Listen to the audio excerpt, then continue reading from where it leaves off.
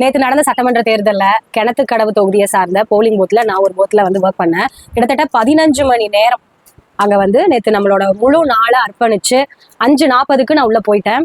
என் கண்ணு முன்னாடி தான் மீதி கட்சிக்காரங்க எல்லாருமே இருந்து பார்த்து செஞ்சோம். எல்லாமே நீட்டாக சூப்பராக போச்சு.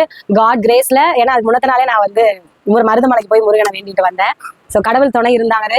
அடுத்த நாள் காலையில் 5:40க்கு, ஏன்னா விடிய தூக்கம் இல்லை, 12 வரைக்கும் மண்டைக்குள்ள ஏதோ ஒன்று ஓடிட்டே இருக்கே தவிர நம்ம தூக்கம் அப்படின்ற ஒரு விஷயம் வந்து கிடைக்கல. அதை தாண்டி தானாவே 3:30க்கு அலாரத்துக்கு முன்னாடியே வந்து முழிப்பு விட்டுருச்சு.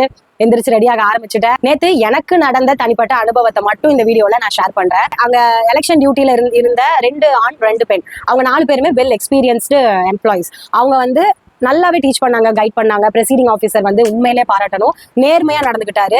நான் இருந்த இடத்துல ஆண்டவ புண்ணியத்துல கரெக்டா போச்சு, நீட்டா முடிஞ்சது. எங்க கண்ணு முன்னாடி சீல் வச்சாங்க, ஜம்முன்னு பேக் பண்ணி வண்டி ஏத்தியாச்சு. ஆனா டயர்டு மட்டும் நல்லா உடம்பு ஃபுல்லா அடிச்சு போட்ட மாதிரி ஒரு வலி வேதனையோட தான் எல்லாருமே இருந்தோம். கையை தூக்க கூட எனக்கு வலிச்சுது. அந்த மாதிரி ஒரு உடல் வலியை நேற்று நான் ஃபீல் பண்ணேன். என்ன மாதிரி எத்தனையோ நிர்வாகிகள், எத்தனையோ பேரு எந்தெந்த விதத்துல அவங்கவுங்களால முடிஞ்ச பல விதங்கள்ல உதவி செஞ்சு தமிழக வெற்றி கழகத்தை முன் கொண்டு வந்து வச்சிருக்காங்க. பார்ப்போம் மே 4ஆம் தேதி எந்த மாதிரியான ரிசல்ட் வருது அப்படின்னு சொல்லிட்டு.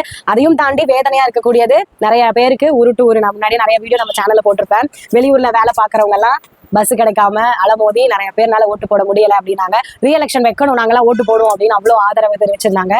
ஆக்சுவலி எலெக்ஷன் ப்ராசஸ்ங்கிறது இன்னைக்கு நடந்து சட்டுன்னு முடியறது கிடையாது. அது ரொம்ப பெரிய ஒரு ப்ராசஸ். நேற்று இருந்த ஒரு நாள்ல எனக்கு புரிஞ்சுது இவ்வளவு விஷயங்கள் இருக்கா அப்படின்னு தெரிஞ்சுக்கிட்டேன். அதனால அந்த அனுபவத்துக்கு ஈடு இணை கிடையாது. அது எத்தனை விலை கொடுத்தாலும் நம்மளால வாங்க முடியாது.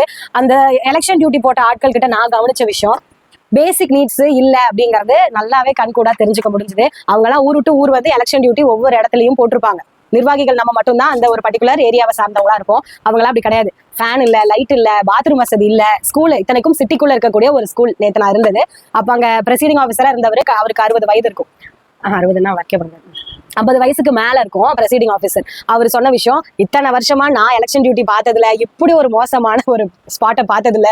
சிட்டிக்குள்ள இருக்கு, ஆனா வசதியே இல்ல, எப்படிதான் இப்படி எல்லாம் இருக்காங்களோ அப்படின்னாங்க. அப்ப எத்தனை இடத்துல எவ்வளவு பிரச்சனைகள் இருக்கும். 85% வாக்கு செலுத்திருக்காங்க அப்படின்ற நியூஸ் கேட்டோம்னா ரொம்ப சந்தோஷம். இன்னுமே நம்ம 5% தாண்டி இருப்போம். ஆனா SIR டிடெக்ஷனுக்கு அப்புறமும் நிறைய வந்து இறந்தவங்களோடது ஒரே மாதிரி நம்பர்ல இருக்கிறது, அப்புறம் டிரான்ஸ்பர் ஆகி 10 வருஷம் 20 வருஷம் அவங்க ஊருக்கே வரலப்பா, வெளியூர் வெளிநாடு செட்டில் ஆயிட்டாங்கப்பான்னு அவங்களோடதெல்லாம் வந்து ஏன் இப்படி இருக்குன்னு தெரியல. இன்னும் கரெக்டான ஒரு சீரான சிஸ்டம் முறைப்படி கொண்டு வந்தோம் அப்படின்னா 100% ஓட்டிங் கூட நம்மளால கொண்டு வர முடியும். ப்ராப்பர் சிஸ்டம் அமைக்கிறதுக்கு தான் தமிழக வெற்றி கழகம் எல்லாம் உள்ள வந்திருக்கோம். நம்பிக்கையோட இருப்போம், நியாயமா வேலை பார்த்திருக்கோம். வெற்றி நிச்சயம்.